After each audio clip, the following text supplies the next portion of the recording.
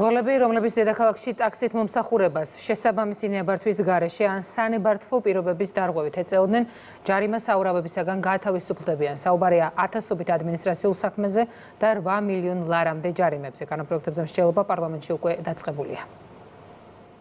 მომსახურების სექტორის მხარდამჭერი ჰუმანური აქტი და ერთჯერადი შეღავათი იმ ტაქსის მძღოლებისთვის, რომლებიც დედაქალაქში ტაქსით მომსახურებას ნებართვის გარეშე ან სანებართვო პირობების დარღვევით ეწეოდნენ. დაკისრებული ჯარიმებისგან გათავისუფლდებიან ის ადამიანები, რომლებმაც კანონით დადგენილი წესები 2025 წლის 1 ნოემბრამდე დაარღვიეს. ტაქსის მძღოლები ასევე გათავისუფლდებიან ნებართვის გაცემის ფასის დავალიანებისგან. ჯარიმების საერთო ღირებულება 8 მილიონი ლარია. კანონმდებლები განმარტავენ, რომ 2018 წლამდე სექტორში რეგულაციები არ არსებობდა. შესაბამისად, ახალმა რეფორმებმა კანონდარღვევები გამოიწვია. ხელისუფლების მთავარი მიზანი კი არა მოქალაქეების დაჯარიმება, არამედ სფეროს რეგულირებაა. რეფორმა საკმაოდ ახალია, თუმცა წარმატებით წარიმართა ეს რეფორმა და იმის გათვალისწინებით, რომ აქ მთავარი მიზანი არ იყო, ასე ვთქვათ, რომ ბიუჯეტს რაღაც თანხები მიიღო ამ 100 თუ 50 ლარიდან გამომდინარე, არამედ აქ მთავარი მიზანი იყო, რომ სფერო ყოფილიყო დარეგულირებული სანდო და მოსახლეობისთვის უსაფრთხო. აუცილებელია ეს ერთჯერადად გარკვეული ამნისტია გამოცხადდეს. საკომიტეტო განხილვების დროს მკაცრად განისაზღვრა, რომ გადაწყვეტილება ერთჯერადია და მხოლოდ იმ დარღვევებს შეეხება, რომლებიც უკვე გამოვლინდა. ამნისტია ახალ დარღვევებზე არ გავრცელდება.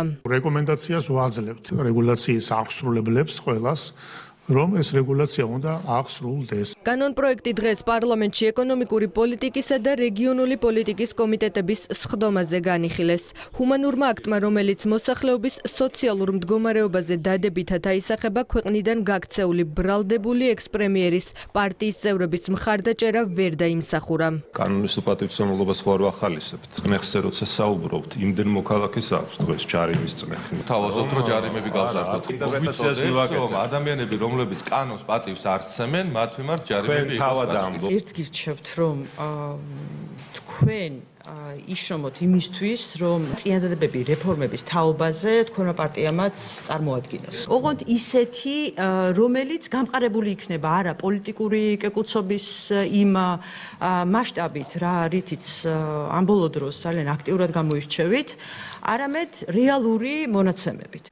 მოქმედი კანონმდებლობის მიხედვით დადგენილი წესების სამჯერ დარღვევის შემთხვევაში შესაბამის ორგანოს უფლება აქვს ტაქსის მძღოლს ლიცენზია შეუჩეროს. დედაქალაქის მერმა განმარტა, რომ ამნისტიის შემდეგ ჩადენილ სამართალდარღვევებზე კანონის პასუხი შესაბამისი და მკაცრი იქნება. იყო შემთხვევები, როდესაც მაგალითად ტაქსის ლიცენზიას ვადა ჰქონდა გასული და ისე აგრძელებდნენ მუშაობას, არ იხდიდნენ გადასახადებს. შემდეგი დანაშაულები, რა თქმა უნდა, აღიკვეთება და ვიქნებით ძალიან მკაცრები. კანონპროექტს მომდევნო სასესიო კვირაში პლენარულ სხდომაზე უყრიან კენჭს.